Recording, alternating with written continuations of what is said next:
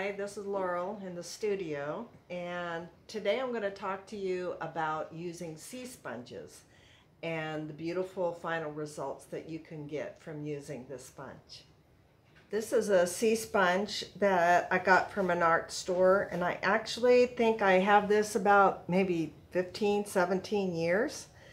When you're looking at sea sponges, they all have a different, they're natural. They're grown in the sea, and so everyone is different, and they're all going to have a different design. So look carefully at the sea sponges and try them out before you use them for a design. Here's a couple of sea sponges, and I could use different sides of it, different angles according to, the look I want to have. I think one of the most important things you can do for your art is to have a piece of canvas with top coats on it, so that you know the texture of the rug that you'll be working with. You'll know the texture of what your stamps are going to look like, your sea sponge stamps, anything that you choose to stamp. I'm going to make a whole video on stamping different things, sea sponges, jute, and just different things that I found that make really interesting designs. But for this purpose, I have a shallow plate that I put some house paint in, and the first stamp I'm going to use, it will be the Sea Sponge Dry, okay? So as I say, I like this design, so I'm going to put some on the sponge, okay? And it's kind of gunky. You see how it's gunky? And that's why I use this, because even when I'm stamping my rug and my design, I like to pull some of this paint off. So you see it's just kind of blobby. All right, so now I'm going to continue.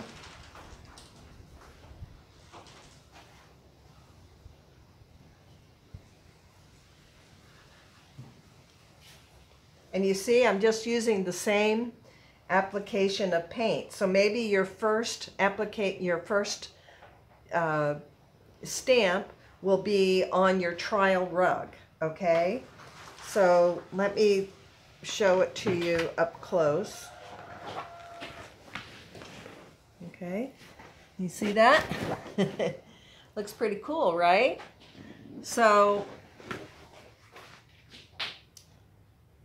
that's dry, and now I'm going to put it in some water.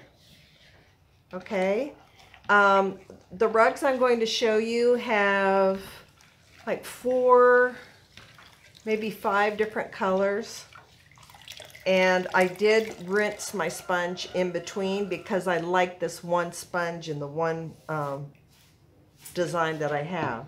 So I have wet the sponge now, and I'm going to take a towel and I'm going to really squeeze the water out.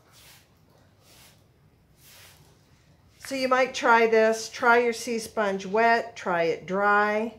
This is a different size. You see how it's pointier? Okay, this has more of a smooth surface. I think I really need to get a new sea sponge, but I just love this design, and I've kind of curled it over so it has this round. I could probably try that. Let's see what that looks like.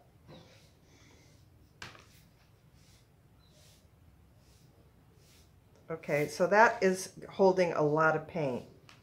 Maybe I'll scrape some off. Okay.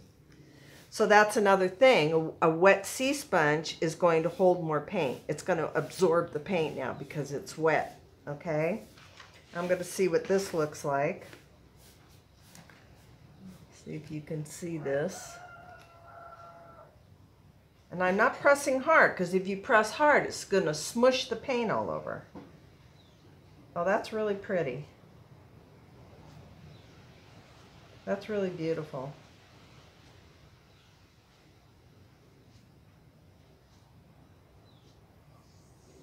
So a very different look. It's finer. So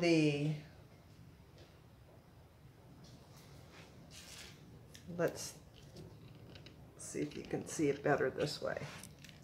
Okay, so you see the difference between this side of the sea sponge and this side of the sea sponge.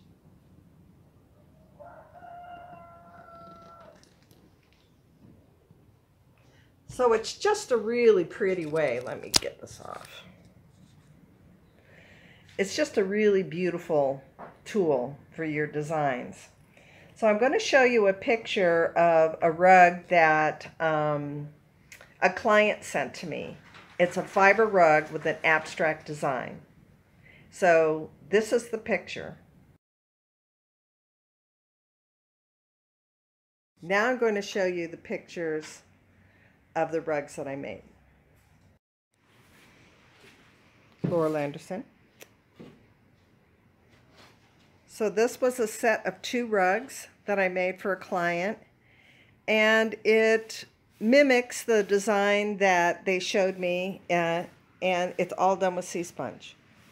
So I started off with this color base coat, and then I just started adding these different colors.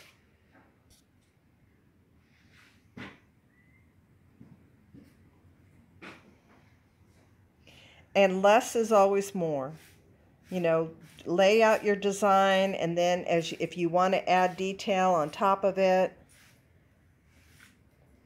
if you feel like you've got too much of one color, you can switch out the color and stamp on top of that. Okay. And I just think they're stunning. I think they're beautiful. Thank you for joining me here in my studio. I hope my video on how to use a sea sponge was interesting, and I hope you run out and buy a sea sponge and give it a try. Always remember to have something that you can practice on and play around on before you begin your project.